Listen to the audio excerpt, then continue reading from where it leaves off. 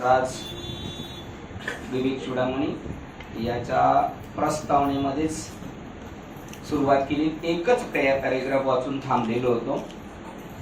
काल आपल्या मालिकेतील नारायण महाराज जालवणकर यांचं पुण्यस्मरण असल्या कारणाने त्यांच्याबद्दल आपल्याला बोललं भाग होतं आणि त्याच्यात वेळ भरपूर गेला आणि ते जाणं गरजेचं होतं, कारण त्यांच्याच कृपादाने कथेचा विस्तार वाचतो।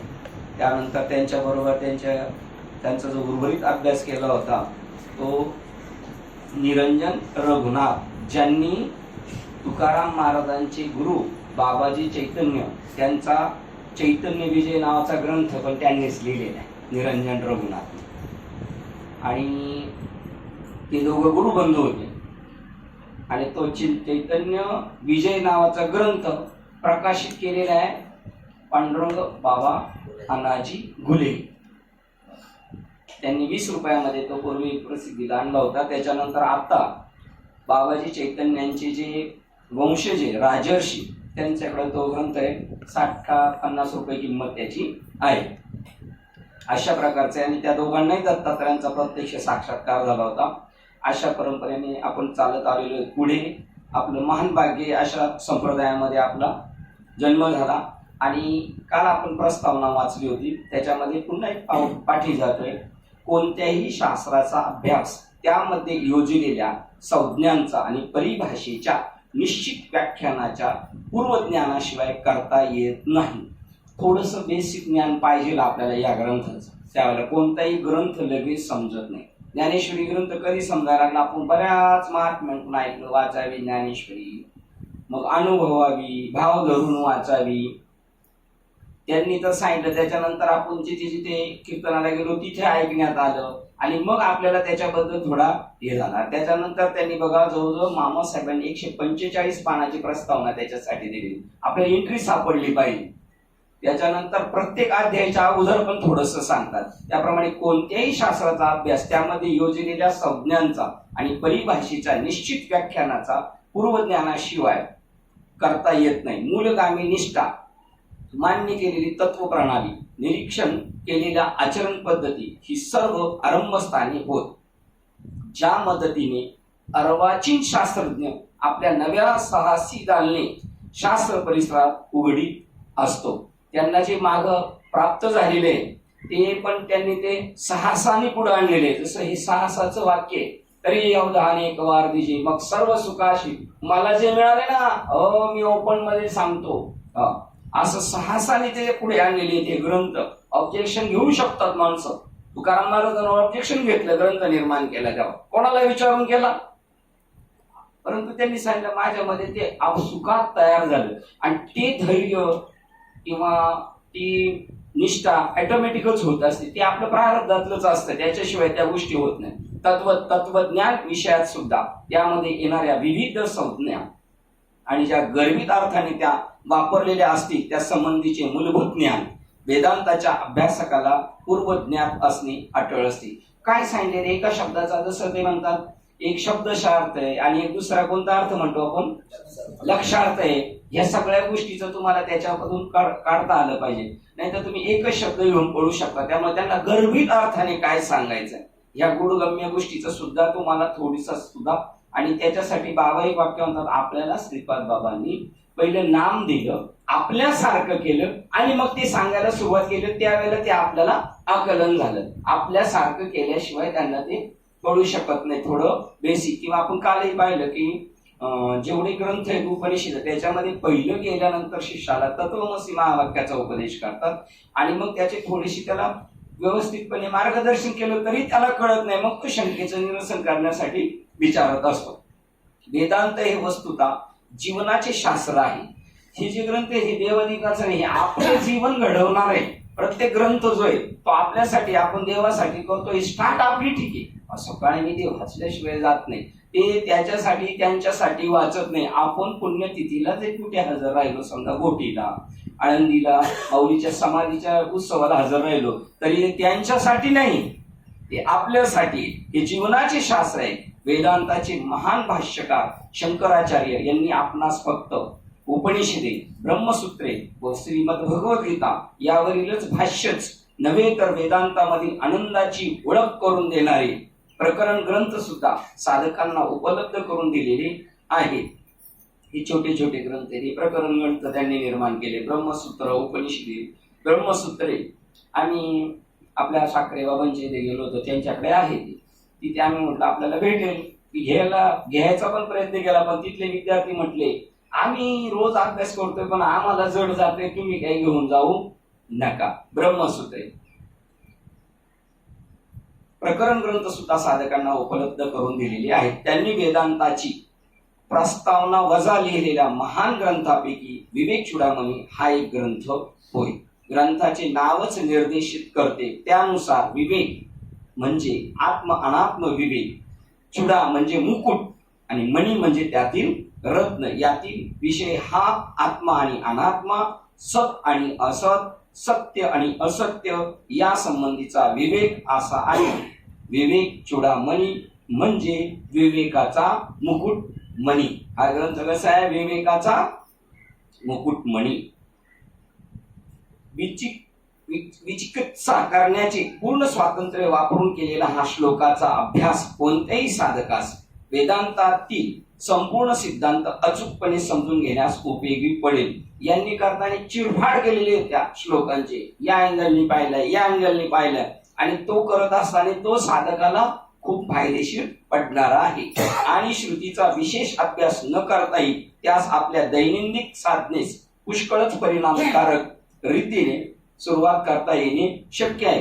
त्याला जनरल सगळंच माहीत नसलं तरी सुद्धा थोडस बेसिक माहिती झाली आणि दैनंदिन जीवन जगत असताना सुद्धा हा ग्रंथ त्याला अनुभवाला येऊ शकतो. असेही शेकडो साधक आहेत की जे मूलतत्वाचे ज्ञान करून घेतल्याशिवायच तथाकथित अध्यात्म मार्गावर दिशाहीनतेने धडपड करताना आढळतात. बघा इथे सांगितलं प्राकर्षाने आपण त्याच्यामध्ये काय घेतलं पाहिजे, स्वतः ऍडमिशन घेतलं पाहिजे, कॉलेजमध्ये ऍडमिशन घेतलं पाहिजे, मग कॉलेजचा सगळा अभ्यास करेल. पण असे बरेच लोक आहेत का मूलतत्वाचे ज्ञान करून घेतल्याशिवाय म्हणजे कोणत्याही मोठमोठ्या तीर्थक्षेत्राच्या ठिकाणी बरेच लोक अभ्यास करायला आहेत ग्रंथांचा, पण त्यांना त्यातलं मूळ तत्वज्ञान नसल्यामुळे ते आकलन होऊ शकत नाही. फक्त शब्दाचे त्यांना हे करता येईल, व्याकरणी चोखडा अशा पद्धतीने व्याकरणाची चिरफाड करता येईल, पण त्याच्याशी माझा काय निकटचा संबंध हे नाही. कितीतरी अशा ज्ञानेश्वरी पूर्वी होत्या की मामासाहेब आणि साखरे बाबा यांच्या अगोदर पण दुसऱ्या ज्ञानेश्वरी त्या बिडे वगैरे अशा पद्धतीचे, परंतु त्यांना त्याचा हृदय स्पर्शता नाही, फक्त बुद्धीच्या जोरावर त्यांनी त्याच्या अर्थाचे हे केले होते. परंतु नंतर ह्या दोघांचे जेव्हा आले तेव्हा त्यांना जास्त प्राधान्य काय दिला, त्याला भक्तीचा ओलावा होता, त्याचं स्वानुभवाचं त्याला थोडस स्पर्श झालेला होता, म्हणून हे ग्रंथ जास्त आहेत. हे दोघांचेच ज्ञानेश्वरी विकायला आहेत असं नाहीत, बाजारामध्ये भरपूर लोकांचे आहेत, पण या दोघांच्या प्राधान्यता काय, कारण त्यांना त्याचा ओलावा आहे भक्तीचा आणि त्यामुळे ती हृदय स्पर्शता जाणवती. असे शेकडो साधक आहेत आणि ते दरवर्षी कंपनीतून बाहेर पडत असतात, पण त्यांना याचा स्पर्श नसल्यामुळे त्यांना कळत नाही आणि आपण अनपढ आहेत त्यांच्या दृष्टीने, पण आपल्याला साधूने त्याचं मूल तत्वाचं ज्ञान करून दिल्यामुळं आपल्याला लगेच त्याच्याशी संबंध जोडला जातो. आपण कितीतरी वक्ते असे का ते वक्तृत्व करतात, पण त्याचा त्यांना तेवढा नाही फायदा होत तेवढा आपल्याला होतो, कारण आपल्याला त्याच्याशी कॉन्टॅक्ट करून दिल्यामुळे आपल्याला असे आता आपल्याला बाहेरच्या एखाद्या मोठ्या वक्त्याचं सुद्धा आहे ना, जे ते बोलतात पण त्या संबंधी त्याचा अनुभव तसा नाही, पण त्याचा आपल्याला मात्र 100% फायदा होऊ शकतो. असे आता आमच्या गावामध्ये सुद्धा एक संस्थेत शिकलेले मोठे बाबा आहेत, आता शास्त्री बाबांनी अनुभव घेतलाय बाबांकडून. हे म्हणले आम्हाला माहिती आहे, हे आम्हाला रेड अक्षर मध्ये लिहिलं होतं आम्ही अशा ज्या तत्वमसी वगैरे अमरमा, पण याच्यावरच आरूढ राहायचं हेच फायनल साधन आहे असं माहित नव्हतं. तथाकथित मार्गावर असे शेकडो साधक आहेत की जे मूलतत्वाचे ज्ञान करून घेतल्याशिवायच तथाकथित अध्यात्म मार्गावर दिशाहीनतेने धडपड करताना आढळतात. कितीतरी लोक आहेत, आपण पाहतो आता म्हटले 15 लाख भाविक आले होते पंढरपूर, अशी काही माणसं आहेत पंढरपूरला 15 गेले म्हणजे तेवढेच आहेत असे नाही, त्याच्यापेक्षा काही आहेत, पण दिशा नाही त्यांना, मार्गदर्शकाचा अभाव, त्यामुळे त्यांना ती गोष्ट कळत नाही. साहजिकच वर्षानुवर्ष कष्टमय साधना. मग तुम्ही म्हणणार त्यांना मार्गदर्शन नाही, त्यांना गुरु नाही? आहेत ना. चांगदेवांना नव्हते का गुरु? 1400 वर्षात त्यांना गुरु नव्हते का? पण जसा पाहिजे तसा मार्गदर्शक नाही. सायन्सच्या विद्यार्थ्याला आर्टचा गुरुजी शिकवायला नाही पाहिजे, त्याला थोडस असणार नॉलेज, पण त्याच्यात त्यांनी काही खासियत केलेली नाही, त्याचा तो सब्जेक्ट विशेष नाही. साहजिकच वर्षानुवर्ष कष्टमय साधना त्यांच्या पाठीशी असूनही त्यांच्या क्लेशदायक नैराश्याच्या पोटी येणारे दुःख त्यांना भोगावी लागतात. हे स्टेटमेंट चिन्मयानंदांचे 1 पेज दिलेले त्यांनी फक्त एवढ्या ग्रंथाबद्दल. या ग्रंथाचा विस्तृत आणि काळजीपूर्वक केलेला अभ्यास प्रगतीच्या मार्गावरील सर्व खाचखळगे टाळण्यास सहाय्यभूत होतो. असे काही ग्रंथ आहेत का त्याच्यातून आपल्याला कळलं जातं का मी ह्या रोडनी जाऊ का नको, ह्या रोडनी नाही जायला पाहिजे का गेलं पाहिजे, किंवा कधीतरी गेलं पाहिजे असं सुद्धा दाखवणार आहे. कधी जायचंच नाही का या मार्गाने, हो असं पण. आणि हे तर मुख्य कळालं पाहिजे. हे जर नाही कळालं तर त्याच्यासाठी तुकाराम महाराजांनी सांगितले, तो या झाला फाटा बाधिकेचा. 4 रस्ते आल्यानंतर कुठच्या रस्त्याला जावं नवीन माणसाला माहित नसल्यानंतर कदाचित 100 किलोमीटर जाऊन पुढे फसू शकतो. म्हणून त्याला इथून सावधानतेचा सुद्धा खूप ठिकाणी आपल्याला अलर्टतेचा इशारा दिलाय. या ग्रंथाचा विस्तृत आणि काळजीपूर्वक केलेला अभ्यास प्रगतीच्या मार्गावरील सर्व खाचखळगे टाळण्यास सहाय्यभूत होतो. अध्यात्म साधनेची स्थिर प्रगती खात्रीपूर्वक व्हावी म्हणून प्रत्येक श्लोकाचा वाक्यार्थच नव्हे. बघा, अध्यात्म साधनेची स्थिर प्रगती खात्रीपूर्वक. या मार्गातले स्पीड पण कामाचा नाही. जसा गाडीचा लिमिटेड स्पीड पाहिजे तसं कितीतरी गाड्या फुल स्पीडने गेल्यानंतर त्यांना पण काही आकलन होत नाही. खात्रीपूर्वक व्हावी म्हणून प्रत्येक श्लोकाचा वाक्यार्थच नव्हे तर सहाय्यभूत ठरणाऱ्या सूचना आणि विपुल माहिती देणारा श्लोकाचा लक्षार्थ देणे हा माझा हेतू आहे. संस्कृत श्लोकाबरोबर त्याचा मुक्त अनुवाद व त्यावरील धावते भाष्य देताना मी काही श्लोकाच्या सरळ शाब्दिक अर्थावरच स्वतःला कोंडून घेतलेले नाही. तेवढं सांगितलं. मग त्याच्या बाजूने सगळ्या बाजूनी त्याचा पाहून गेलो. जर एखादी आपल्याला खोली घ्यायची, जमीन घ्यायची, तर त्याच्या बाजूचं पाहतो. खोली पाहताने बाजूचं सराउंड काय आहे, शेजारी कसे, मार्केट आहे का, तशा पद्धतीने तसं इकडे लग्न करताना त्या मुलीचं सगळ्या नातेवाईकांची ओळख काय, कसं काय ते त्या पद्धतीने मी फक्त तेवढ्या शब्दावर नाही राहिलेलो.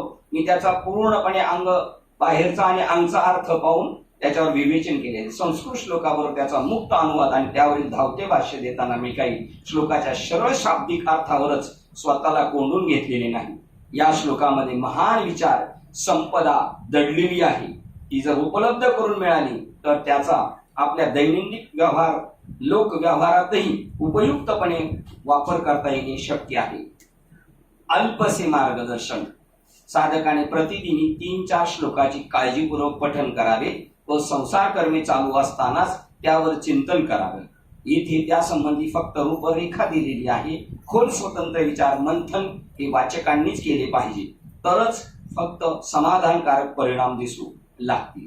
विवेक चूडामणी हा ग्रंथ उपनिषदाचे आणि श्रीमद भगवद्गीतेचे सार आहे. हा ग्रंथ साधकास जीवनासंबंधीचा एक नवीन दृष्टिकोन देऊन त्याचे पुनर्बोधन करतो. ते म्हणतात की हे जे दोन्ही ग्रंथ जे आहेत हे काय करणार आहेत, आपल्याला भगवद्गीता आणि उपनिषदाचं सुद्धा हे सार आहे. आद्य शंकराचार्यांनी ग्रंथित केलेल्या ह्या वेदांत विषयीचा सविस्तर ग्रंथात सिद्धी व साधना या दोन्हींचे विस्तृत विवरण केलेले आहे. जो विवेक चूडामणीचा सखोल अभ्यास करीत त्याला अध्यात्म जीवनाकडे वळण्याकरता आणि आत्मविकासना संबंधीचे मार्गदर्शन मिळवण्याकरता दुसऱ्या कशाचीही गरज राहणार नाही. 18/7/1970 गुरुपौर्णिमेच्या दिवशी हे चिन्मयानंदांनी याच्यावरती केलेले, त्या दिवशी त्यांनी याला प्रस्तावना दिलेली. आता आपण प्रकरण क्रमांक 1 मंगलाचरण, त्याच्यामध्ये श्लोक क्रमांक 1 वाचतोय. आपण फक्त श्लोकाचे अर्थ वाचणार आहे. जे परमानंद स्वरूप आहेत, जे वेदांत सार सिद्धांताने जाणता येतात आणि जे इंद्रिय उपकरणाच्या अतीत आहेत, त्या सद्गुरु गोविंदांना माझा प्रणिपात असो. परमात्म तत्व शब्दाने जाणता येणार नाही, ते शब्दाच्या पलीकडचे आहे. तसे गुरुजी पण कसे आहेत, सेम तसेच आहेत. म्हणून हरी ते संत आणि संत ते हरी, ऐसे चारी वेद बोलतात. किंवा देवतेची संत आणि संततेची देव. निमित्त त्या प्रतिमा. जेवढी लक्षणं ब्रह्माची आहेत, जेवढी परमात्म्याची, तीच त्यांची लक्षण आहेत. आणि हे रामेश्वर भट्टांनी तुलना करून पाहिली तेव्हा आली. आपण तुलना नाही करत, आपण तुलना व्यावहारिक जीवनाची तुलना करू, त्यांच्या मूळ स्वरूपाची तुलना करायची. तेव्हा जे परमानंद स्वरूप आहेत. आणि जे कीर्तनाच्या अगोदर म्हणतो ना, ब्रह्मानंदम परम सुखदम, ही विशेषण आहेत त्यांची. ह्या पदव्या आहेत खऱ्या, या बाकीच्या पदव्या चिल्लर आहेत. केवलम ज्ञान मूर्ती, त्यांची मूर्ती ही संगमरवरी दगडाची मूर्ती आहे, ही धातूची मूर्ती आहे. तशी ही कशाची मूर्ती आहे? केवलम ज्ञान मूर्ती, ब्रह्म मूर्ती संत. त्यांची मूर्ती कशाची आहे? ब्रह्माची. जशी सोन्याची मूर्ती ते परमानंद स्वरूप आहे. जे वेदांत सार सिद्धांतानेच जाणता येतात, त्यांना जाणायचं असेल तर त्याच्यातूनच तुम्ही जाणू शकता. रामेश्वर भट्टांचं इकडे सारखा ना, थोडं इकडे सारखा बाबा, तिकडे पुढं सारखा शिंदे बाबा.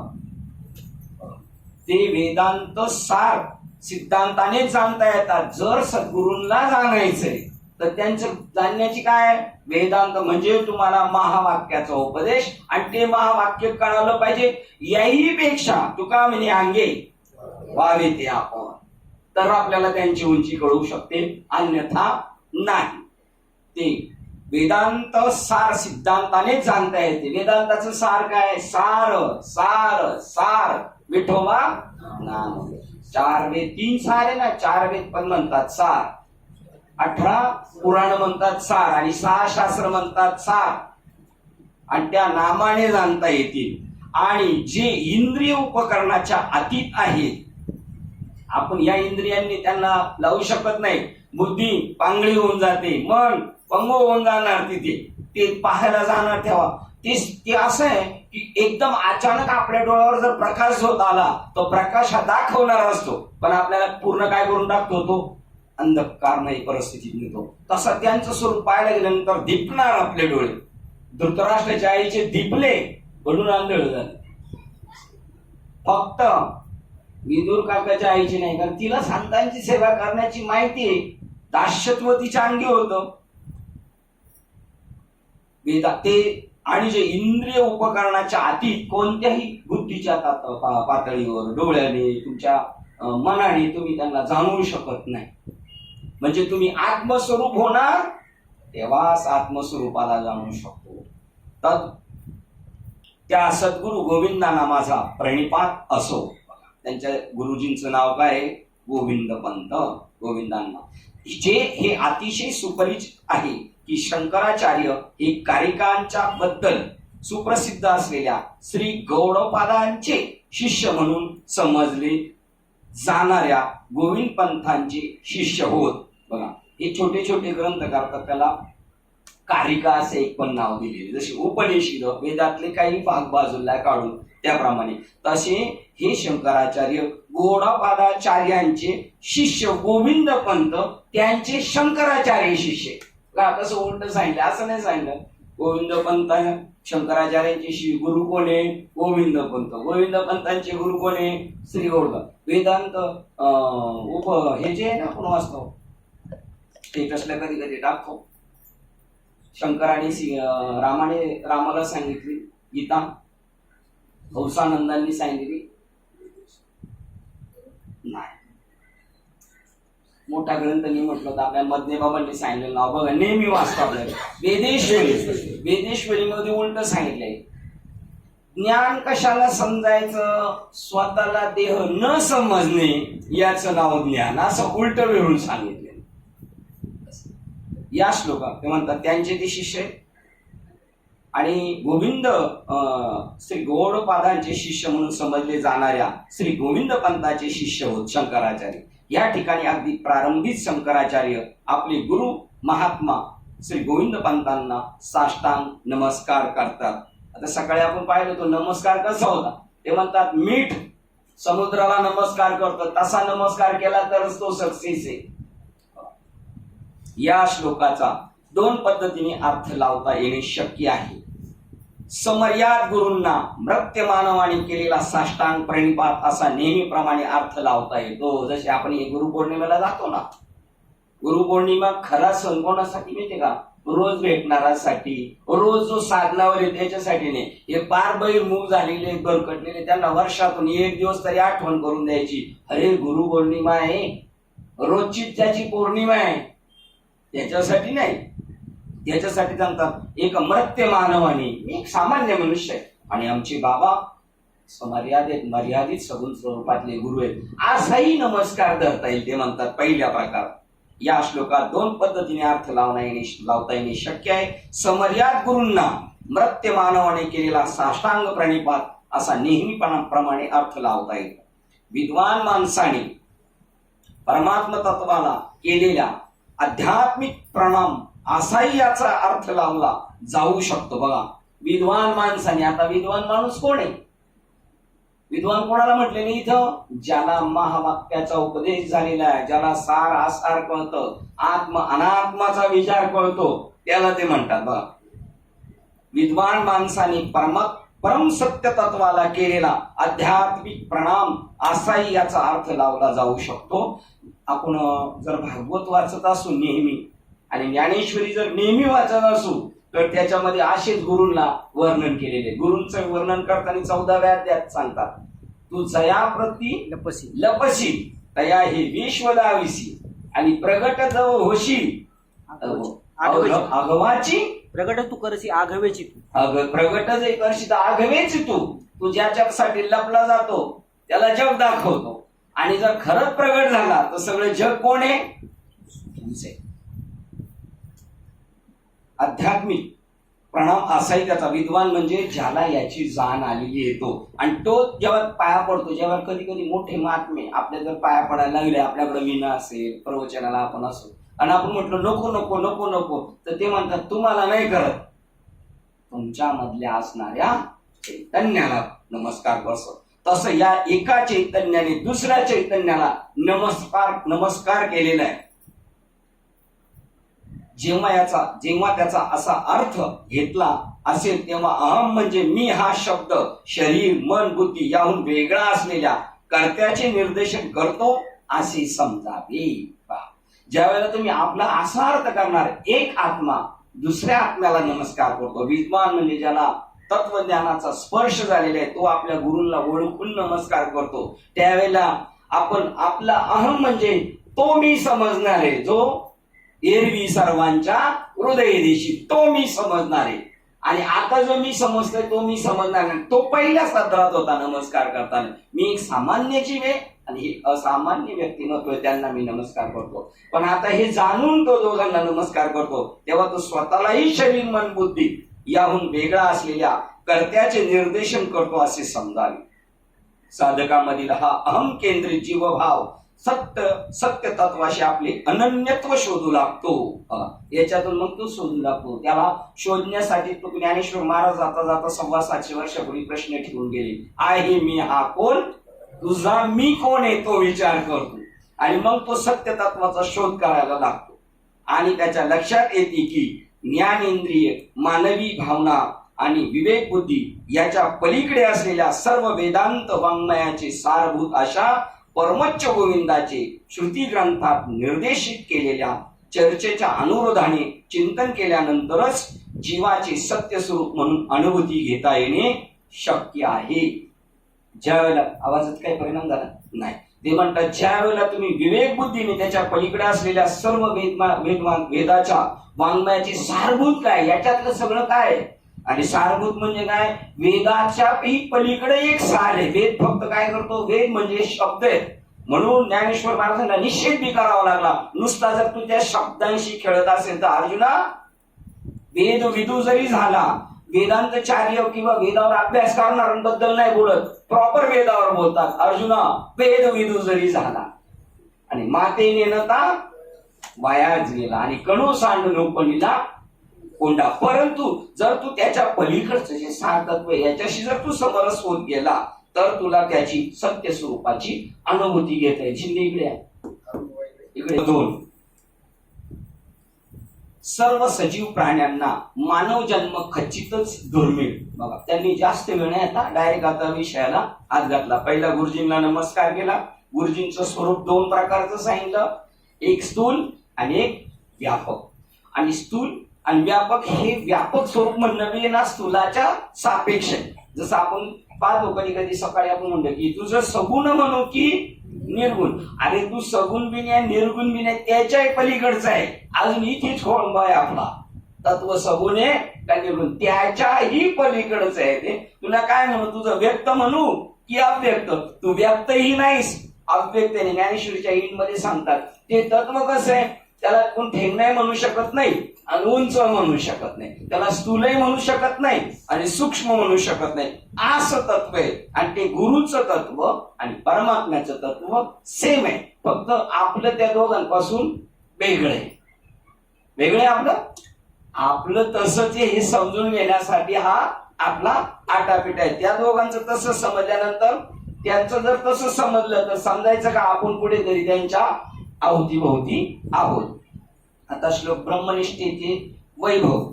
सर्व सजीव प्राण्यांना मानव जन्म खचितच दुर्मिळ. बघा ते म्हणतात मनुष्य शरीर कसं आहे, मिळणं फार अवघड आहे, खचित मिळत. पूर्ण मानवत्व प्राप्त होणे त्याहूनही दुर्मिळ. नुसतीच माणसं काही कमी आहेत का, पण त्याच्यामध्ये माणसाचं बघा ते मला वाटतं काही काळी बाबांचंच आहे, माणसानो माणसाशी माणसाप्रमाणे वागा. मी एवढी जडत्व आहे. माणसाचा जन्म मिळालाय पण त्याच्यातही पूर्ण मानवत्व प्राप्त होणे त्याहून दुर्मिळ. जीवनातील सात्विकता तर त्याहूनही दुर्मिळ असते. आता पूर्ण मानव म्हणजे काय, समाजाचं कल्याण करणारे जे समाजसेवक आहे जे, आणि ते समाजसेवक म्हणजे खरोखर समाजसेवक.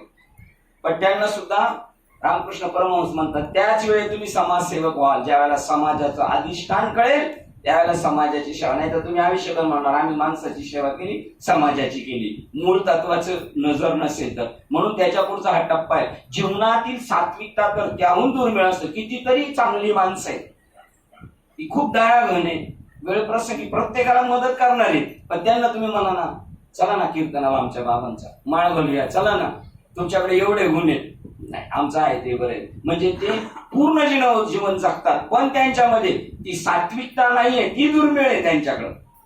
जीवनातील सात्विकता तर त्याहून दुर्मिळ असते. या सर्व दुर्मिळ संधी प्राप्त होऊनही वैदिक वाङ्मयामध्ये स्पष्ट केल्याप्रमाणे अध्यात्म मार्गावरील निष्ठा ही त्याहूनही दुर्मिळ असते. बघा एक एक पायरी घेऊन चालले. माणसाचा जन्म दुर्मिळ, मग कसा असू द्या बा.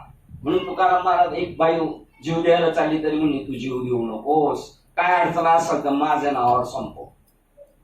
ती आहे. त्याच्यानंतर पूर्ण मानवत्व, दुसऱ्याला समजून घेण्याची तेवढी जाण ती पूर्ण मानवत्वामध्ये. त्याच्याही पुढे सात्विकता, आणि सात्विकता असून एवढी दुर्मिळ संधी मिळाली मला, आता मी त्याचा पिछा सोडणार नाही.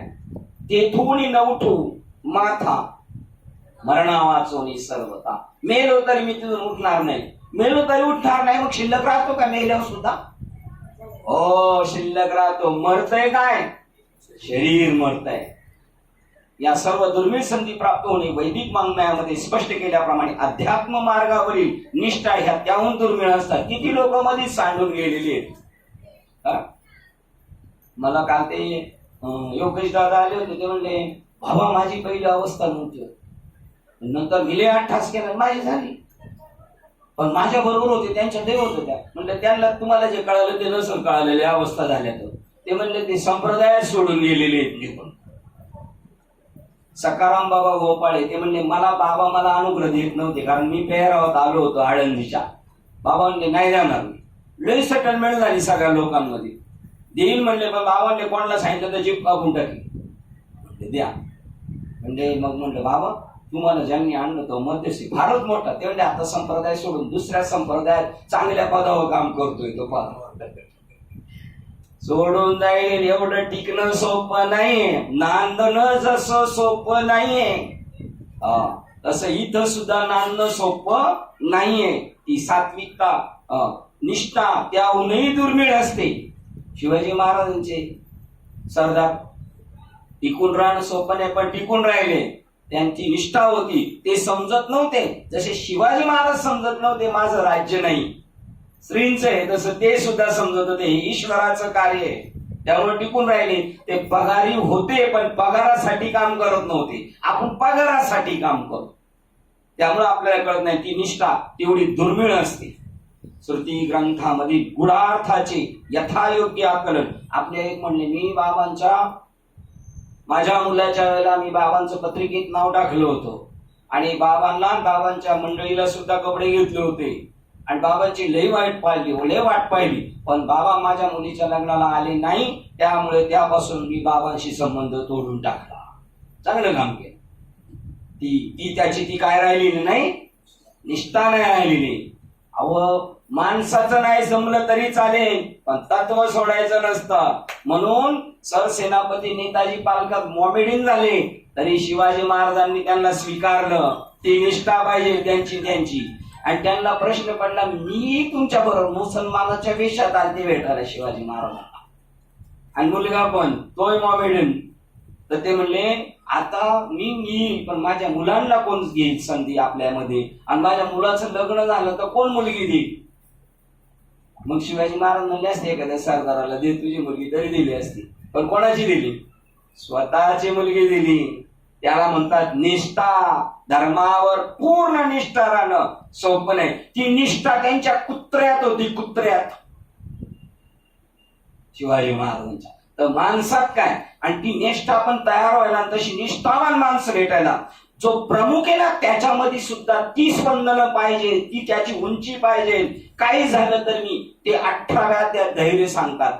शिवाजी महाराजांनी जेव्हा सैनिक जमा करत होते तेव्हा त्यांनी एकदा अशी हंडी लावली होती वरती, आणि ती हंडीचं तोडील, दहीहंडी, त्याला हे मी करेल. सगळे थकले. त्यावेळेला ते म्हणले, महाराजे छोटी खाली घ्या, थोडी खाली घ्या. घेतली खाली आणि मग तोडली. खुश झाले.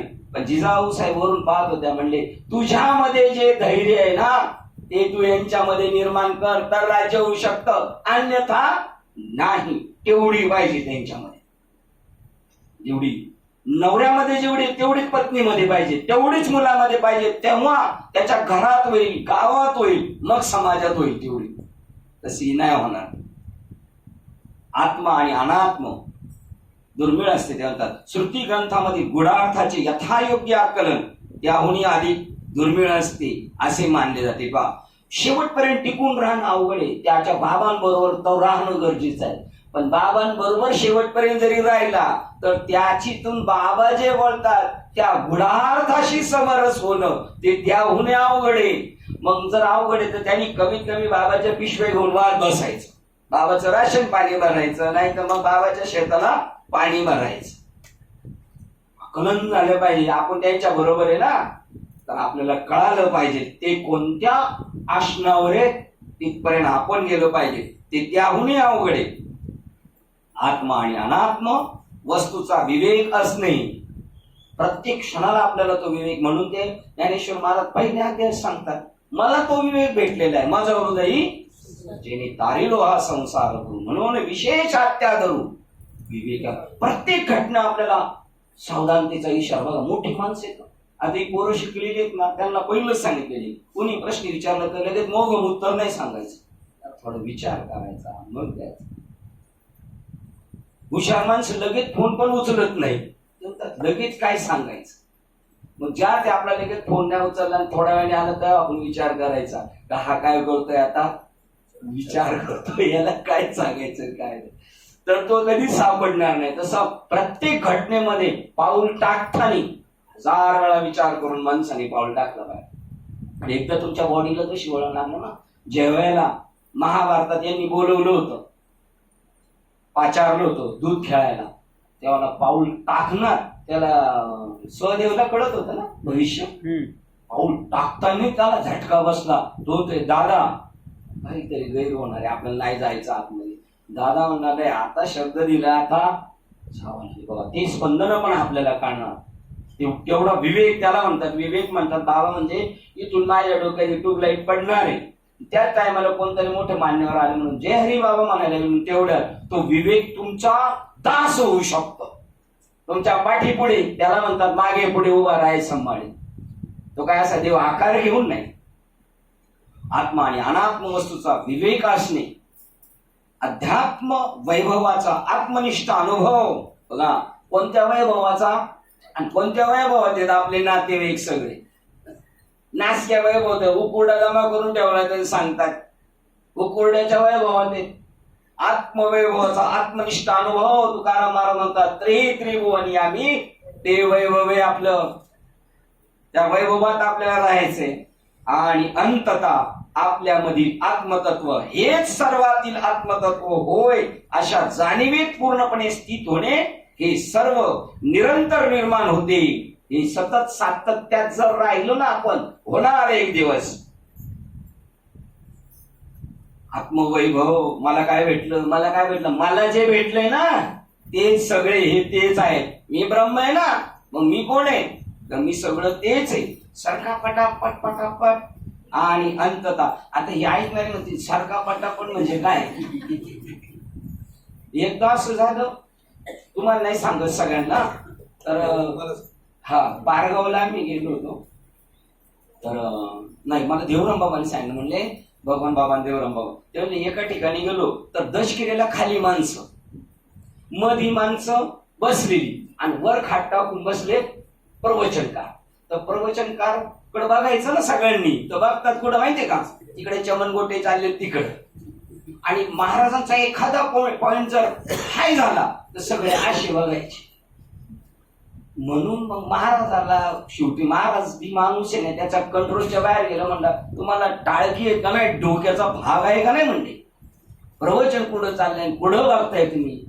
तर त्याच्यात खालचा बी एक अहंकारी होता. तो म्हणला महाराज आम्हाला नाही डोकं, तुला आहे ना, तू त्याच्या आमच्या दोघांच्या मध्ये खाट टाकून बसायचं होतं ना.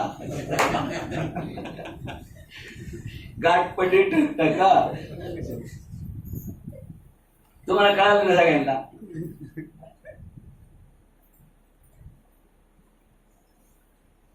अंततः सगळ्यात इंच आहे, अंततः आपल्यामधील आत्मतत्व हे सर्वातील आत्मतत्व होय अशा जाणीवेत पूर्णपणे स्थित होणे, हे सर्व नंतर निर्माण होते step by step by step by, आणि ते मोक्षामध्ये परिणत होते.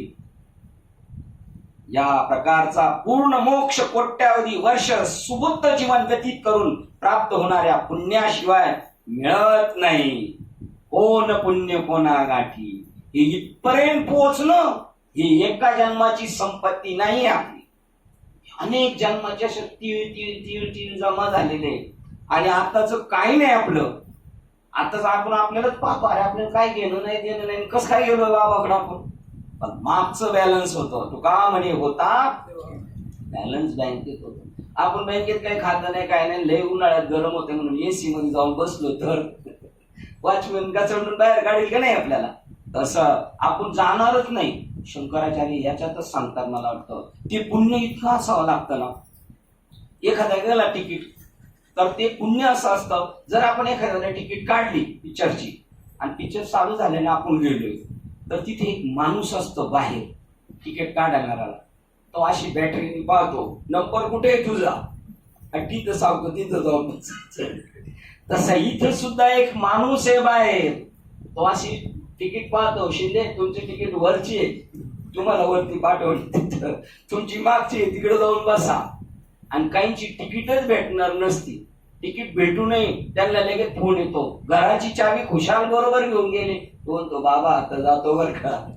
एवढं पुण्य असावं लागतं. आणि मधले बाबा म्हणतात आपण ग्रंथ घेऊन बसावं वाचायला, आणि त्या दिवशी पाहुणे यावे, समजायचं आपलं पाप आडवं आलं. इथपर्यंत जाणं ही हजारो जन्माची पुण्य असावं लागते. किती लोकांना वाटतं परमार्थ करावं, पण त्यांना वेळच नाही भेटत, कामाने जखडलेले, दुट्यांनी जखडलेले. या प्रकरणाचा पूर्ण मोक्ष कोट्यावधी वर्ष, किती जन्म, म्हणून कोटी जन्माची पुण्य संपत्ती, अनंत जन्माचे तप एक नाम. आपलं किती आहे काय आहे, आणि ज्याचं जसं पुण्य आहे ना तसं त्याला बोध होत जा, राहिलाच थोडा बर, पण आता बाजूला जाणार. आपल्यामधील दिव्यत्वाशी ऐक्य साधण्याकरता आत्मजागृती होण्याच्या कामी येणारी अडचण यावर श्री शंकराचार्य ग्रंथाच्या अगदी सुरुवातीला जोर देत आहे. काय अडचणीत आपल्यातील दिव्यत्वाशी ऐक्य साधण्याकरता आत्मजागृती होण्याच्या कामी येणाऱ्या अडचणी यावर शंकराचार्य या ग्रंथाच्या अगदी सुरुवातीला जोर देत आहे. पहिले सावध करतात. वस्तुतः विश्वामध्ये सजीव प्राण्यांचे असंख्य नमुने आढळतात. सत्यतत्व हे त्या सर्वांचे व सर्व प्राणीमात्राचे सर्व अचेतन आणि जडाचे सुद्धा अधिष्ठान आणि म्हणून त्याचे ते सत्य स्वरूप आहे. सगळ्यांमध्ये ते पूर्णपणे आहे. प्रत्येकाचं ते दगडात सुद्धा चैतन्य आहे. कस काय मारल्यावर रक्त आलं कसं समजायचं त्याच्यात काहीतरी चैतन्य. झाडं बघा, पूर्वी आपण 20 वर्षामध्ये ऍडव्हर्टाईज असायची झाडं तोडू नका, आणि जर एकाने कुऱ्हाड मारली तर ते मोठ्याने ओरडायचं नका मारू मला. ते वास्तव आहे. त्याच्यामध्ये प्रत्येकामध्ये ते म्हणतात बघा, हे जडात सुद्धा आहे त्याचं स्वरूप त्याच्यामध्ये. बघा आता किती आहे का म्हणे, आईशी बुद्धी ज्याची जड त्याला इथपर्यंत यायला किती वेळ लागला. पण आपली निर्मिती सुद्धा ते म्हणतात दगडातूनच झाली. आश्म जीवनात सुद्धा हे सत्यत्व सत्य स्वरूप भावरूप म्हणून प्रदर्शित होत असते. आश्म जीवनात सुद्धा, आश्म म्हणजे दगड, स्टोन, त्या दगडात सुद्धा सत्य तत्व भावरूप म्हणून प्रदर्शित होत असते. त्या दगडात सुद्धा भाव आहे, पण त्याच्यामध्ये जास्त जडत्व आहे. त्याच्यात सुद्धा भाव आहे, दगडाला सुद्धा भाव आहे देवाबद्दल. म्हणून जे तू न चराचर, बघा आता त्या शब्दाची उकल किती. हरीशी भजे, कोण देवाला भजत नाही. आणि हा म्हणतो मी भजणार नाही, मला पटत नाही. मातेनं भजावा, कोणतं बळ आहे यांच्या अंगात, घराच्या का भोगाच्या जोरावर यांना मस्ती जडलेली आहे. प्रत्येक चराचर त्या परमात्म्याला बसतय, परंतु दुर्दैवाने दगडाला त्याची जाणीव नसते. त्याच्यामध्ये तो भाव पण शुद्ध स्थितीत आहे. आपल्यात पण देवाविषयी भाव होता, तो बाबांनी ओपन केला ना नामाच्या साह्याने, तो ओपन झाले नाही, त्याचा शुद्ध आहे. त्याला किती वेळ लागणार आहे विचार करा. आणि आपल्याला मिळालाय तो असा माती कोण, अनंत जन्मे जरी जोडल्या तो पराशी तरी न पवसी म्हणे हा देव. अनंत जन्मे जरी तप ऐसे जे निधान लागलेसी हाती, दयाची माती केली भाग्यहीना. हे ग्रंथ कशातून निर्माण झाले, अशा शरीरातून निर्माण. वेदाचे सार तुकाराम महाराजांच्या भावाचा अभंग, उत्तमाचे सार आणि वेदाचे भांडार याचेने तीर्थ पवित्र होती. बापरे, याच्याने तीर्थांना पवित्र होतं. एवढं उत्तम शरीर भेटलं, दयाची माती केली भाग्यहीना. वनस्पतीमध्ये हे थोडे अधिक विकसित असते. बघा रात्रीची पानं कशी होतात झाडाची, ते बी झोपतात रात्रीची, सकाळी उठून. दिवाळीला आपण जसे आनंदित असतो तशी पावसाळ्यात ही झाडं आनंदित असतात. त्यांना बोनस भेटतो, दिवाळीत आपल्याला भेटतो, त्यांना पावसाळ्यात बोनस भेटतो.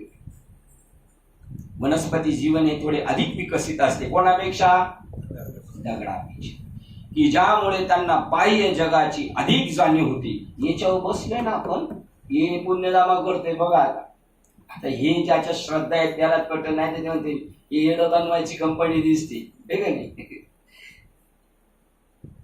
ज्यामुळे त्यांना बाह्य जगाची अधिक जाणीव असते.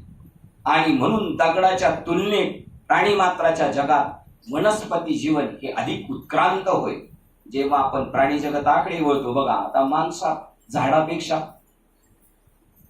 दासबोधच सांगतात, पिंपळ वृक्ष कसा आहे, तो ईश्वराची विभूती. आणि कुत्रा, वाघ, आता या दोघांमध्ये पुण्यवान कोण,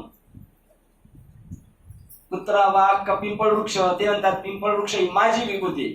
मग कुत्रा पुण्यवान आहे, वाघ पुण्यवान आहे का, पण पिंपळ वृक्ष पुण्यवान आहे, कुत्रा है. आणि त्यांनी सांगितलं पिंपळ आहे का, पिंपळाला पाणी पाहिजे असतं तर जागेवरून हलता येत नाही, पण वाघाला आणि कुत्र्याला वाटलं तर जाऊन पिऊन येऊ शकतो. म्हणून वनस्पतीच्या तुलनेत प्राणी मात्र वरच्या स्टेपला आहे.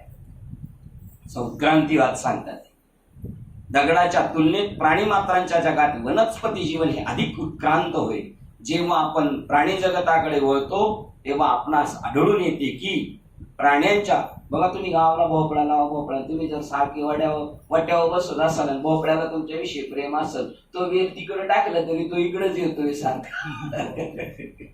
तो म्हणतो महाराज तुमचे ना आपले संबंध आहे, तुम्ही मला तिकडे का ढकलता, मी येणार तुमच्याकडे. तिथे पण सफेद नाही. कुत्री काय लोक महाराजांच्या व्यासपीठावर बघा तुम्ही पण कधी कधी पाहिलं असेल, काही कुत्र व्यासपीठावर येऊन बसतंय आणि काही कुत्रे व्यासपीठाचे उठून मारत असली कर्मदरिद्री.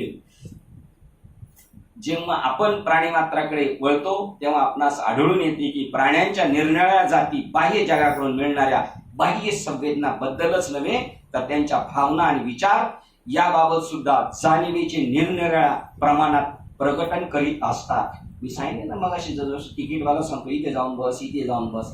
आता पिंपळापेक्षा कुत्रा आणि वाघ पुण्यवान आहे. आता कुत्र्यात आणि वाघात कोण पुण्यवान आहे? का? त्याला माणसामध्ये राहण्याचे परमिशन आहे, याला माणसात राहायचं नाही. उलट माणसं वैद्य का तो लपतो. त्या सर्वांमध्ये मानव हाच केवळ विश्वातील सजीव प्राणी होय की जो आपले बुद्धी विशिष्ट विजय संपादनाबाबत स्वावलंबी असतो. त्याला स्वतःचे नाही. म्हणून रिंग मास्टर आहे तो.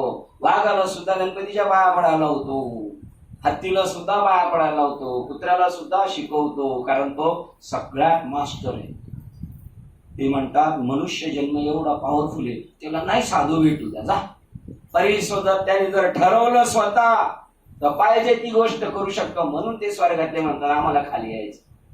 खालचे वैतागलेले सगळे. स्वावलंबी असतो आणि तो बघा विशिष्ट बुद्धिविशिष्ट विजय संपादनाबाबत स्वावलंबी असतो आणि जो बौद्धिक निष्ठांच्या द्वारा मनोभावनांवर पक्का संयम मिळवून बौद्धिक निष्ठांच्या बुद्धीच्या पातळीवर सुद्धा त्यांना सांगितलं जातं, त्याला कळलं जातं. आपल्याला पण प्रत्येकाला कळतं. दोन आपल्या अंतःकरणात ते भाग आहेत.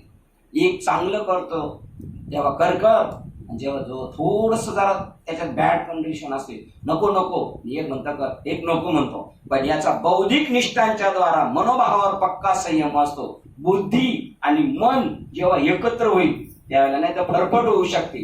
अर्जुना समत्व चित्ताचे तेच सार जाना योगाचे, जे ते मन आणि बुद्धीचे नवरा बायकोचं एकीकरण असेल तर होऊ शकतं. तसं मनाचं बुद्धीचं ऐक्य झालं पाहिजे, त्याच्यावर तो अबाधित राहू शकतो. मग पक्का संयम मिळून बुद्धीने सांगितलं, मनाने स्वीकारलं, पक्का संयम मिळून नियमित आणि संयमित केलेल्या शक्तींचे उपयोजन आपल्या भावरूपी जीवनाच्या अतीत होण्याकरता बघा. आणि मग त्या मनाला बुद्धीला धरून तो भावरूप जीवनाच्या तिकडे आपला अतीत होण्याकरता तिकडे तो जातो त्या शक्तीला आणि आपलं संयमित जीवन ठेवतो. यायोगी आनंद व माधुर्य, प्रेम व पूर्णत्व याच्या अमर्याद परिसरात डोकावण्याकरता करू शकेल बघा. त्याचं मन बुद्धी, मग त्याच्यातून संयमित जीवन, मग भाव, मग त्याच्यातून तो पुढे जाणार त्या योगी आनंद, जिथं माधुर्य आहे, जिथं प्रेम आहे, जिथं पूर्णत्व आहे, याच्या अमर्याद परिसरात तो डोकावण्याकरता करू शकेल असा पवित्र प्राणी आहे. तिथं जाऊ शकतो. काय चाललंय या दालनामध्ये तिथपर्यंत तो जाऊ शकतो. आपण तसेच आलेले, नकळत आणलेले आपल्याला, आपण ठरवून नाही आलेले, अनकळीत निघाले निवृत्ती तटी. या अर्थानेच ऋषी मुनींनी मानवास परमोच्च प्राणी समजले आहे. मनुष्य जन्म ऋषी मुनींनी आणि वरच्या स्वर्गातल्या देवांनी पण म्हणले ही बॉडी जबरदस्त आहे, परंतु अर्वाचीन काळात आणि युगात त्याने तंत्रशास्त्र विकसित केले आहे. आता यांनी आपली बौद्धिक पातळी, आपली उंची वाढवण्यापेक्षा व्यावहारिक विज्ञानमय जीवनामध्ये त्यांनी स्वतःला झोकून दिलेले आणि तिथं प्रगतीच्या पथावर आहे. ही प्रगती ती करायची, पण तिच्यापेक्षा ही महत्वाची. आळंदीत किती विद्यार्थी, त्यांना काय घेणं नाही. एक 11वीतला विद्यार्थी भेटला होता, त्याला विचारलं, इकडे हुशार होत, त्याला म्हणलं शाळेत, तो अभ्यासाला वेळ नाही भेटत शाळेत. मग परीक्षेच्या वेळेला तो कॉफी करता येते, कॉफी करता येते, हा म्हणतो कॉफी करता येते, कॉफीने पास होतो आम्ही. म्हणलं मग इकडे, मी त्याला म्हणलं इकडं कॉफी करता येते का? तो म्हणला इकडं नाही करायची, इकडे कॉफी करून काय उपयोग आहे, मग तिकडे काय करायची? आमच्या आईबापांच्या डोक्यात आहे ना सगळी पोरं इंजिनियर कॉलेज आणि आपलं कुठं आळंदीला, त्यामुळे त्यांच्या समाधानासाठी आम्ही जातोय. आम्हाला ही उत्क्रांती करायची, ती उत्क्रांती करण्यापेक्षा जर आळंदीत फिरून या, 8 दिवस राहा, ती पोरं कशी जीवन जगतात ते पहा, कोणत्या ध्येयाने पछाडलेले. तिथं जर जेवायला बसले ना, पहिलं ताट आणि ताटात पहिली ती डाळ, ती डाळ सगळं फिरून घेते, सगळा अंदाज घेते किती क्षेत्र आहे आपलं स्वच्छ, आणि त्याच्यात मग भात. याच्यावर इतके खुश आहेत ना ते, एवढे तर आपण चांगलं खाऊन पण तेवढं आपल्यात नाही. तो सात्विक अन्न आहे ते. एका ध्याने आट्याला विचारलं तुम्ही सुखी, आणि माऊलीच्या कुशीत राहतो रोज, तो आनंद आहे आपल्याला. म्हणते तंत्रशास्त्र विकसित केले आहे आणि तो यंत्रे तयार करू शकतो म्हणून त्याला मोठे समजतात.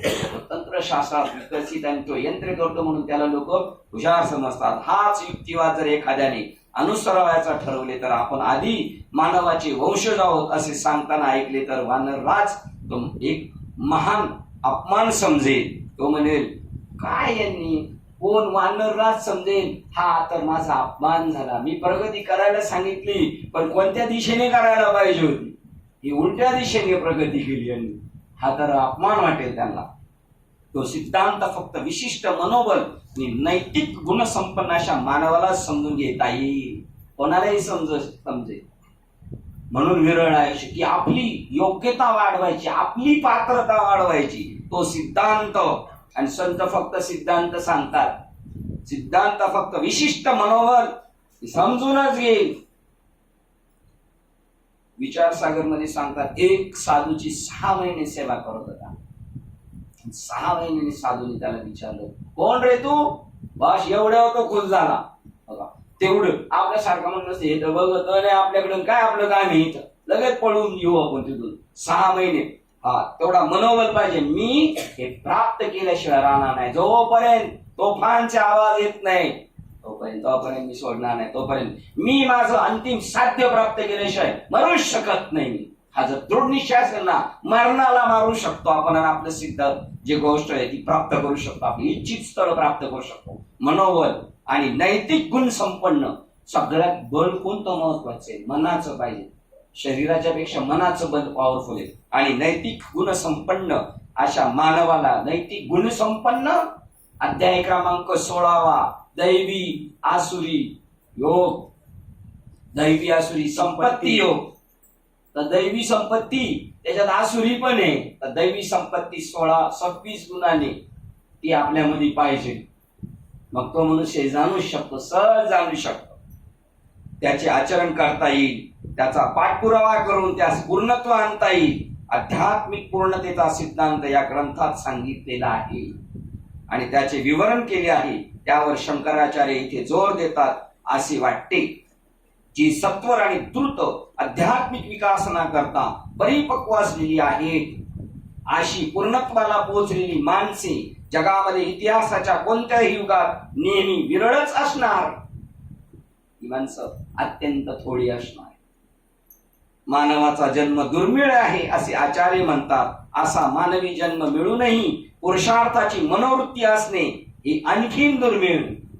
मानवी जन्म मिळाला पण मी हे करणार, मी पुरुषार्थ करणार. म्हणून धन्य तुकोबा समर्थ जेने केला हा पुरुषार्थ. कोणता पुरुषार्थ, तो अभ्यासाचा स्पेशल विषय. त्या गाथेत त्या अभंगात सुद्धा नाही तेवढा डिटेल. ते एक थोडक्या शब्दात फक्त प्रगट करतात. तुकाराम तुकाराम नाम घेता कापे यम, यमाला लोक कापतात आणि यम यांना कापतो. हा पुरुषार्थ केलेला आहे. अशक्य कोटीतल्या गोष्टी दगड नदीत टाकल्यावर बुडतात, पण धन्य तुकोबा समर्थ उदका सहित वह्या दैशात तार्यल्या. असं घडू शकतं. अशक्य कोटीतली गोष्ट शक्य करण्यासाठी तो पुरुषार्थ खर्च करावा लागतो. हा श्लोक अर्थ लावताना बरेच गैरसमज झालेले दिसतात. यांनी काही चुकीच्या जे पाडलेले अर्थ त्याचा सुद्धा त्यांनी तिथं खुलासा केलेला. या श्लोकाचा अर्थ लावताना बरेच गैरसमज झालेले दिसतात. काही जण तर त्याच्या अपसमजुतीबद्दल त्यास वेदांती मान्यता आहे अशा हुशारकी ही मारतात. अशा तऱ्हेने हे पंडित घाईघाईने अनुमान काढून हे विधान म्हणजे स्त्री जातीची निंदा आहे असे काढतात. स्त्रियांना शूद्राला अधिकार नाही. म्हणजे इथं त्यांनी काय सांगितले, असं दुर्मिळ आहे, असं दुर्मिळ आहे, असं दुर्मिळ आहे. यांनी टाकलेलं बाया माणसाला आणि शूद्रांना हे जमणार असा घाईघाईमध्ये ते निर्णय काढतात. या विचारहीन अर्थानुसार स्त्रिया या अध्यात्म ध्यान साधनेसाठी आत्मसाक्षात्कारासाठी अनाधिकारी आहेत असे समजले जाते. आता किती हुशार लोक आहेत ती अशी. महिला मंडळींनी कीर्तन नाही करायचं, त्यांना देवाच्या मंदिरात परमिशन नाही. पुढे सांगणारे कोण महिला? श्रुती ग्रंथातील अर्ध्याहून अधिक सिद्धांत हे एकतर दिव्य मताचे आहे किंवा ऋषींनी ते त्यांना सरळ सरळ उद्देशित केले असल्याने या विचित्र कल्पना ऋषी मुनींच्या ह्या देशात कशा प्रचलित झाल्या हे खरोखर आश्चर्य आहे. त्यांना सांगायचे सकळांशी येथे यारे यारे लहान थोर याती बलती नारी नर, पण तिथे हे कोणी आणून घातलं? याचा अर्थ का आम्हाला निराशदारांची करायची ना, त्यामुळे इतरांना ऑटोमॅटिक बाद करायची, तुमचं काम नाही, तुमचं काम नाही असं. मग पुरुष जातीला हे विशेष प्राधान्य का दिले गेले आहे? हे अधिकार गुण जेव्हा सांगितले गेले तेव्हा ते काही एका विशिष्ट पुरुष किंवा स्त्री जातीला उद्देशून नाही.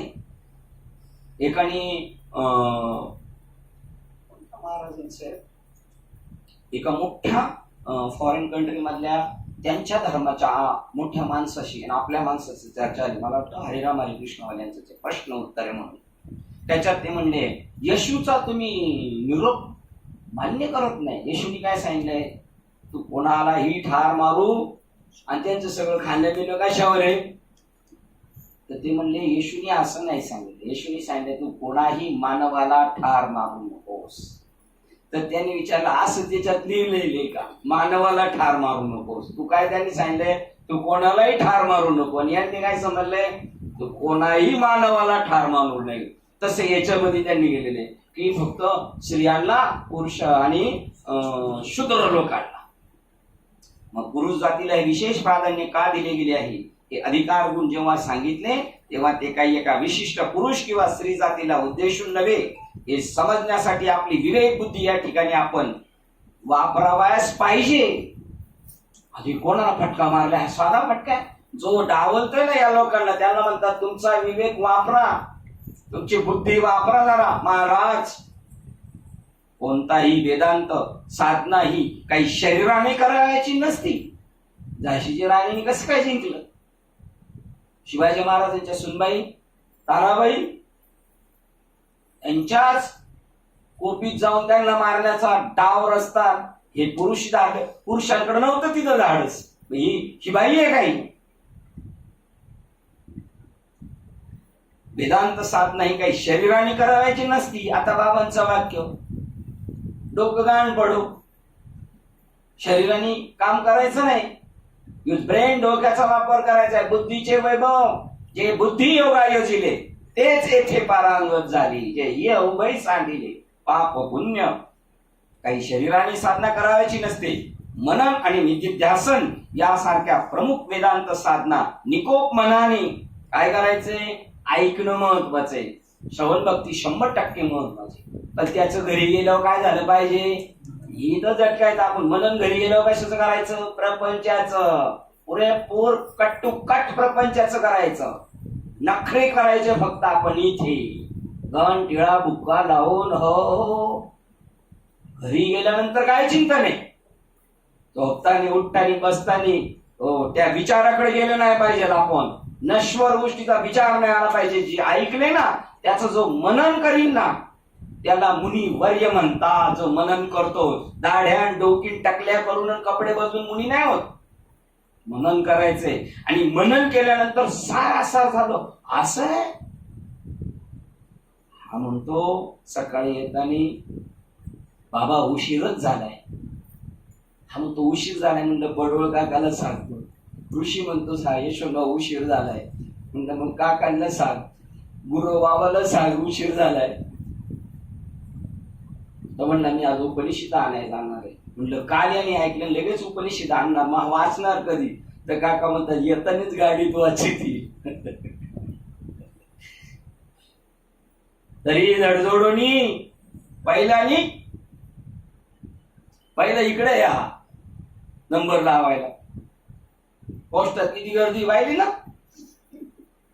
चपला बाहेरच ठेवायला सांगितलं त्यांनी, सगळं ओलवायला लागले आतमध्ये.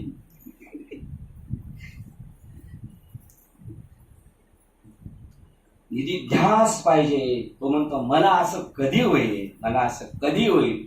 गाडगे बाबा, बिलाडे अप्पा, श्रीपाद बाबांना विचारायचे, बाबा तुमच्यासारखं आम्हाला कधी होईल. तर बाबा त्यांना म्हणायचे, मला पण तुमच्यासारखी नातू सुना व्याही जाई आहे, पण बनत एक दिवस बनाल, 100% बनणार. आपल्याला निधिध्यास झाला पाहिजे. मला असं करायचं, मी असं होणारच. मनन आणि निधिध्यासन यासारख्या प्रमुख वेदांत साधना निकोप मनाने आणि कुशाग्र बुद्धीने करायच्या असतात. मन पण पाहिजे ताळ्यावर आणि बुद्धी कुशाग्र पाहिजे, सारासार विवेक. ते साधनच आपल्याला दिलेले. हंस मजा आहे काय साधन म्हणजे. हंस म्हणजे पाणी दूध जाग्यावर बाजूला करतो. आपल्यामध्ये ती बुद्धी तेवढी निर्माणच झाली पाहिजे. त्या चोची ते डायरेक्ट जागेवर तो वाटीत मिक्स केलेलं फक्त दूध सेवन करतो, पाणी जाग्यावर. तसं या संसारात वागत असताना मग त्याने म्हणावं केले उपकार काय सांगू मी. थोडक्यात खुश सगळं झालं, आबादी आबाद. केलाय बाबाचे उपकार. बाबांनी टाकले चॉकलेट, कुत्रा जशी बिस्किट टाकतात तशी. कुशाग्र बुद्धीने करायच्या असतात. ते बुद्धी पण तेवढी त्याची मास्टर पाय. त्याच्यासाठी म्हणतात बुद्धी ती वैभवशाली आहे. बुद्धीचे वैभव, ती वैभवशाली बुद्धी आहे. तिच्या डोक्यात अन्य नाही तुझे, एक फक्त केशवराज याच्या डोक्यात आहे. त्या सगळ्या सिद्धी. मग हरिपाठी गेले ते वांतची गेले किंवा सर्व मार्ग सुगम हरिपाठ. म्हणजे मग त्याचा अर्थ काय, सर्व मार्ग सुगम हरिपाठ. म्हणजे हरिपाठ चांगला नेटाने होईल नाही का, सगळं सिस्टीम वगैरे सगळे असल्या सर्व मार्ग सुगम हरिपाठ. तुमचं जीवन हरिपाठ आहे. सगळं तुमचं व्यवस्थित जीवनाचा शेवटचा टप्पा गाठू शकता. कुशाग्र बुद्धीने करावायच्या असतात. याचा अर्थ असा की मनाने आणि बुद्धीचे श्री सुलभ गुण यापासून, याचा अर्थ असा की मनाचे आणि बुद्धीचे स्त्री सुलभ गुण यापासून दूर राहावयाचे असते.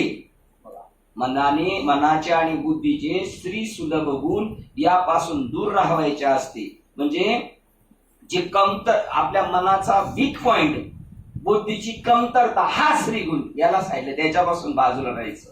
वेदांताने निर्देशित केलेल्या हे आपण ताराबाई गेल्या आणि मोठमोठे धनगराचे कळप होता. ते म्हणजे आता काय नाही, आता राज्य संपलेले, राजाराम गेले पळून. तिने त्यांच्या धैर्य निर्माण केलं, मी शिवरायांची सून आहे म्हणते. तर तो मनुष्य म्हणतो आता मी तुमच्या बरोबर राणीसाहेब लढणार. तुम्ही स्त्री असून ह्यांच्या गोठ्यात आलेले पार, मी तिथं माझ्याकडे मदत मागता, मी करणार मदत. आता त्याच्याच पुरुषत्व इनी जागवलेले. मग ते कोणता, तो पुरुषार्थच नाही का तिचा, त्याच्यातलं पुरुषत्व इनी जाग केलेलं. वेदांताने निर्देशित केलेल्या असे किती बाया आहेत, पुरुष आहेत असे कितीतरी बायांसारखे. ते का पुरुष आहेत का मग, ते म्हणतात पुढे येणारच.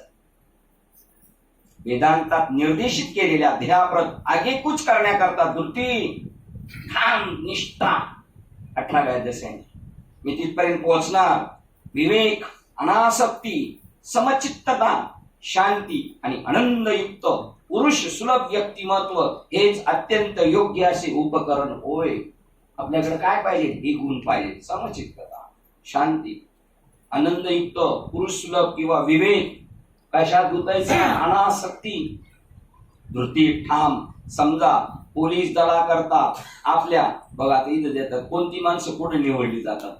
समजा पोलीस दलाकरता आणि स्थापत्य खात्याकरता शासन जेव्हा अर्ज मागवते तेव्हा दोन्ही प्रकारच्या सेवेकरता आवश्यक असणारी लायकी ही एकमेकांहून वेगळी असणारच. स्थापत्य खात्याकरता म्हणजे क्लेरिकल काम, मग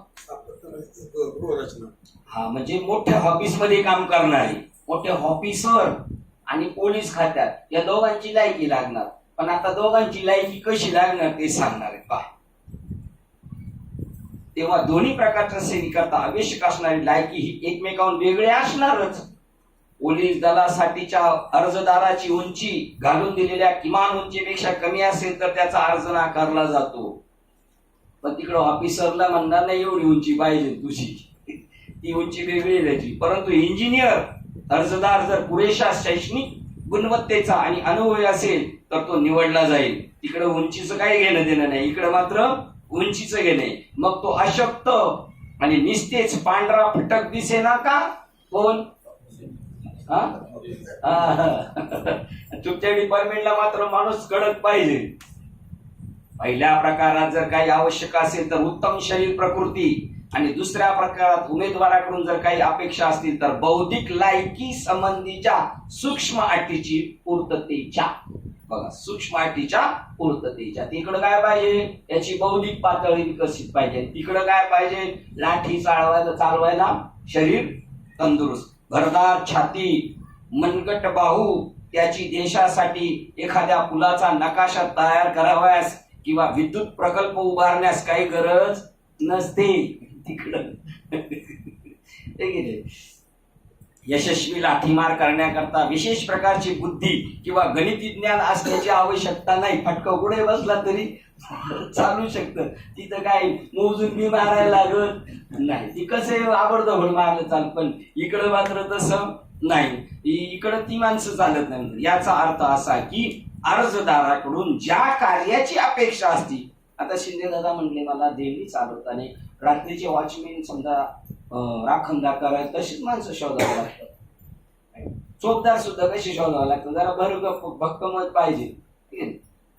याचा अर्थ असा की अर्जदाराकडून ज्या कार्याची अपेक्षा असते त्यानुसार गुणवत्ता जाहीर केली जाते. सखोल अभ्यास, जोरदार मनन आणि अविश्रांत निधिध्यास असा इकडचा माणूस पाहिजे. काय पाहिजे त्याच्याकडे? या अर्जदाराकडं सखोल अभ्यास करण्याची. याच्यात काय सांगितलं, याच्यात काय सांगितलं, त्याच्यात काय सांगितलं. सखोल अभ्यास, जोरदार मनन. अभ्यास करून ठेवायचं नाही, त्याची परत मनन करत राहायचं. आणि नंतर अविश्रांत निधाध्यास. अविश्रांत निधिध्यास म्हणजे दत्तात्रयांचा गुरु मुंगळा, तो झाडावर चढताना पडायचा तरी पण परत पुढे पुन्हा पुन्हा शेंडा गाठवणार.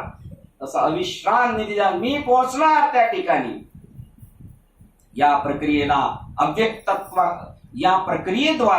अव्यक्त तत्वाकडे साहसी बौद्धिक भराऱ्या मारणे याची वेदांत साधकाकडून अपेक्षा असते. बघा, इकडे जात असताना हे सगळं झालं निधिध्यास, त्याच्यानंतर साहस पण पाहिजे. अडचणी येणार, तुम्ही जेवढं पुढे जाणार ना तेवढ्या जास्त अडचणी, एवढे पुढे जाणार तेवढे. आणि ती बौद्धिक भराऱ्या मारणी पाहिजे. कसं मात करायचं? बौद्धिक भराऱ्या म्हणजे जे युक्तिपंथे पार्था कडे मोक्ष पर्वता. युक्तिने जायचं. पाणी कसं जात? ताकद नाही लढवत बसायची. तिथं पाटाला पाणी सोडलं मध्ये दगड आला, तो काय करणार? दगड उचलणार नाही, आपली वाट वाकडी करून जायचं. आपलं इच्छित गंतव्य स्थान काय आहे तिथपर्यंत पोहोचणे, मग तिथं डोक्याने जायचंय. काय म्हणते होते आपले बाबांच्या घरात भागवत चालू होतं तेव्हा सरसलामत तो पगडी 50. आपली डोकं वापरायचं असतं कधी कधी अडचणीच्या वेळेला. तशी शिवाजी महाराजांनी तह केलेली ती बौद्धिक पातळी भराऱ्या मारणे यांची वेदांत साधकाकडून अपेक्षा असते. म्हणून या ठिकाणी शास्त्रानुसार तो पुरुष असला पाहिजे. कसा पुरुष असला पाहिजे?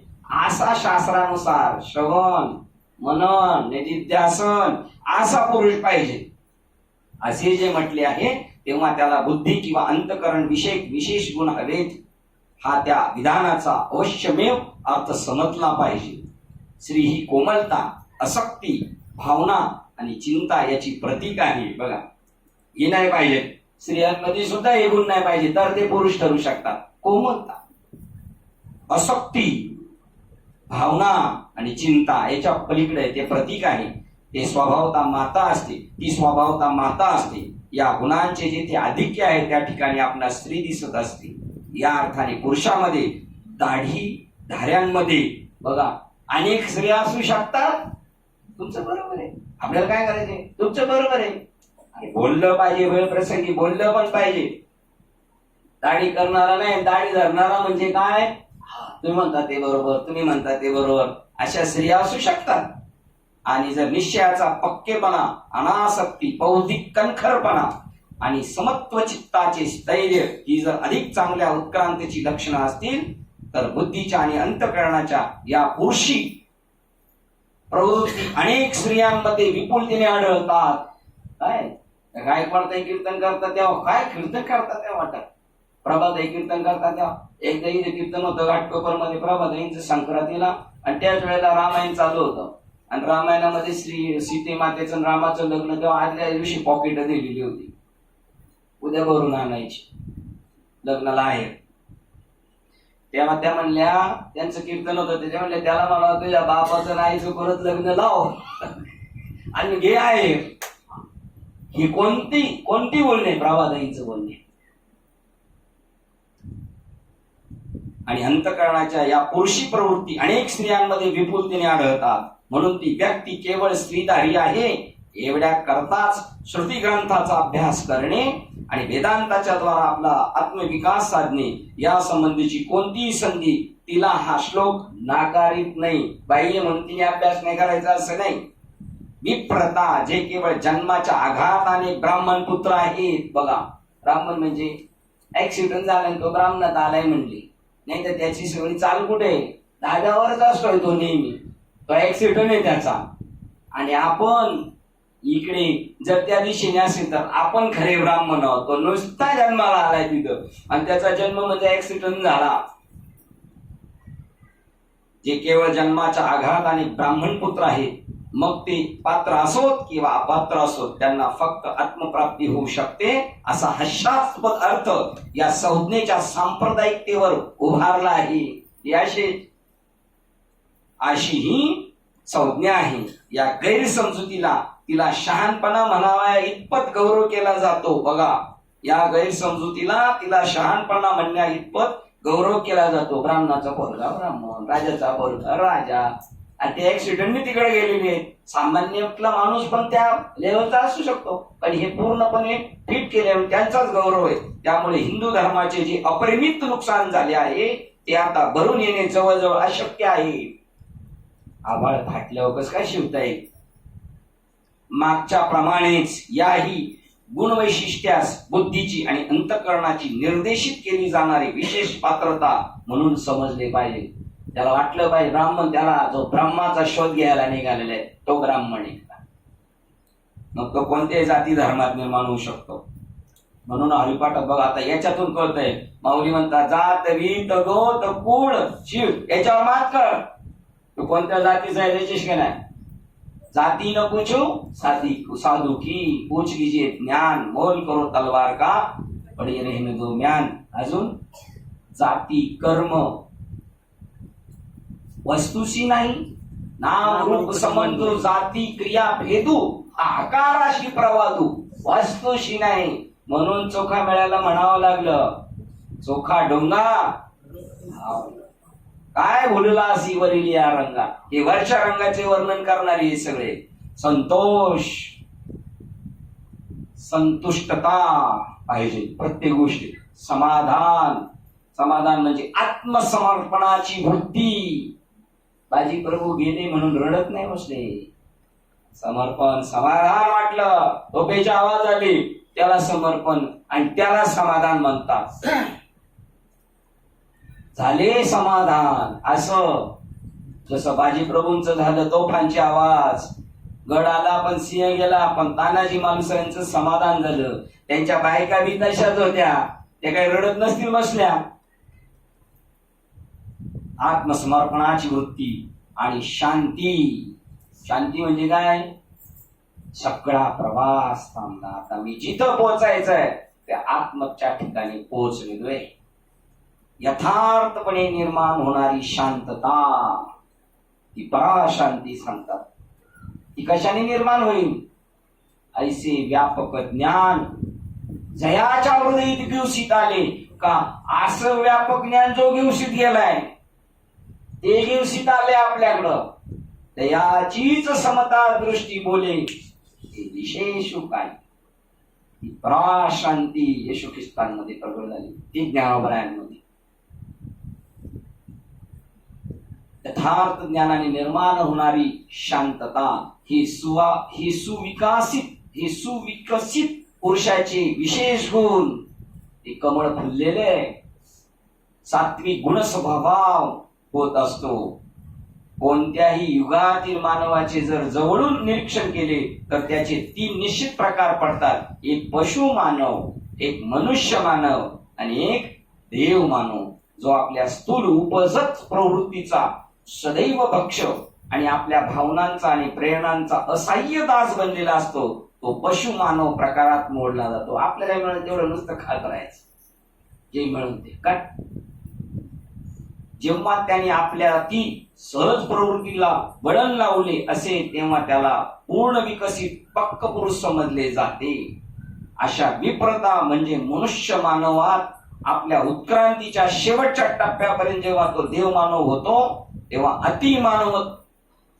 अतिमानवत्व किंवा देवत्व इथपर्यंत स्थिरपणे विकसित होण्यास आणि त्याकरता योग्य ते प्रयत्न करण्यास आवश्यक ते विप्रत्व त्याच्या जवळ असते. हे विप्रत्व म्हणजे तीव्र मुमुक्षुत्व ज्याच्याकडे आहे ना, त्याला इथं ब्राह्मण म्हटलेलं आहे.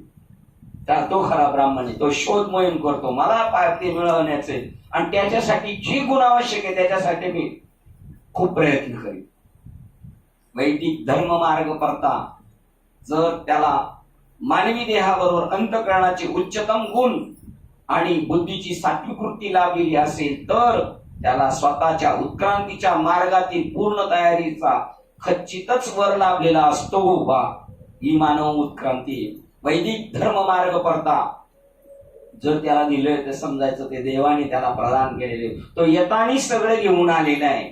जर त्याला मानवी देहाबरोबर अंतःकरणाचे उच्चतर गुण आणि बुद्धीची सात्विकता वृत्ती लाभलेली असेल, ज्याला जन्माला येतात घेऊन आलाय, त्याला स्वतःच्या उत्क्रांतीच्या मार्गातील पूर्व तयारीचा खचितच वर लाभलेला असतो. जसं आपण याच्या सांगितलंय 6व्या अध्यायामध्ये योग भ्रष्ट, तो मागे जर तिकडे जन्माला आला तर सगळं गुण जुळून येतात. तसं याला हा माणूस तो तरी करत होता म्हणून, पण हा आत्ताच स्टार्ट लागलाय तरी पण ती गुण घेऊन आलाय. जसं आता यांना वाटणं, प्रवीणला वाटणं, एवढ्या वयात ज्ञानेश्वरी वाटणं ज्ञानेश्वरी वाचावं असं, ही ती घेऊन आलेली गुण येतानी बरोबर ती तयारीशी आलेली. जशी ढाल तलवार लढायला जाताना घेऊन जायचं तसं ह्या उत्क्रांतीच्या मार्गातील पूर्व तयारी करता खचितच वर लाभलेला असतो. वर म्हणजे त्यांना आशीर्वादच येतो. म्हणून शंकराचार्य म्हणतात की वरील सर्व गुणसंपत्ती प्राप्त होऊनही असे फार विरळे असतात. बघा, हे वरील सर्व गुणसंपत्ती प्राप्त होऊनही असे फार विरळ असतात की ज्यांना वेद वाङ्मयात सूचित केल्याप्रमाणे एकात्मता साधण्याच्या पद्धतीचा निष्ठापूर्वक अवलंब करण्याकरता उत्साह शिल्लक असतो. कसं सांगतात बरं का ते, कशी एक पायरी सांगतात. आता हे सगळं झालं, ब्राह्मण कुटुंब म्हणजे तीव्र मुमुक्षुत्व, हे सगळे गुण घेऊन आलेले आहे, सगळी त्याची बुद्धी हे सगळं त्याच्याकडे आले, पण शेवटपर्यंत हे म्हणतात तीच उत्साह पाहिजे त्याचा, तोच उत्साह तो दत्तात्रेयांनी केलेला आहे. वेशेला गुरु, वेशा नटून थटून उभी राहिली गिरायकाची वाट पाहत, पहाड झाली तरी ती तेवढ्या तीव्रतेने आत्ताच गिराईक निस्तेज नाही. आणि त्याच झाडाखाली समोर दत्तात्रेय ते म्हणतात ही जेवढी उत्साही तेवढा जर मी उत्साही राहिलो तर त्या गिराईकला जरी वेळ लागतो पण देव माझा तेवढा वेळ घेणार नाही. एवढी ही भूमिका पण पाहिजे. नाही तर जाऊ द्या काय आता आपल्याला कळाले, चला जाऊ घरी, आता काय वाव येत नाही, चला घरी जाऊ. संपत्ती एवढं सगळे म्हणून ज्यांना परत फार विरळ असतात की जे पुन्हा आगेकूच करतात, याचं नाव आहे वेडात मराठी वीर दौडले साथ. ज्यांना वेद वाङ्मयात सूचित केल्याप्रमाणे एकात्मता साधण्याच्या पद्धतीचा निष्ठापूर्वक अवलंब करण्याकरता उत्साह शिल्लक असतो. सत्संगामध्ये काही ठातूर मातूर झालं तर त्याला मोठा इशू बनून आपलं परमार्थिक जीवन ब्रेक नाही द्यायचं. त्याच्याशी काय संबंध आहे आपला, यांच्या वैयक्तिक जीवनाशी माझ्या परमार्थाशी काय संबंध आहे. तो स्वतंत्र त्यांचा तो बघून येतील. मी माझ्या डोक्यात काहीतरी किडावळवळ करायला लावणं म्हणजे अधोगतीच्या मार्गाला निघालो आपण. कोणाच्या वैयक्तिक जीवनाशी ना आपल्या परमार्थाशी काही मात्र संबंध नाही. हे व्यवहार सांगितलं. त्याचा बाप मेला तर दशकीला जायचं, मूठ माती द्यायचं आणि आपल्या कामाला परत झोंबायचं व्यवहारात. तसं आपल्या परमार्थिक कार्याला झोंबायचं, आलेल्या घटनांना द्यायची मूठ माती.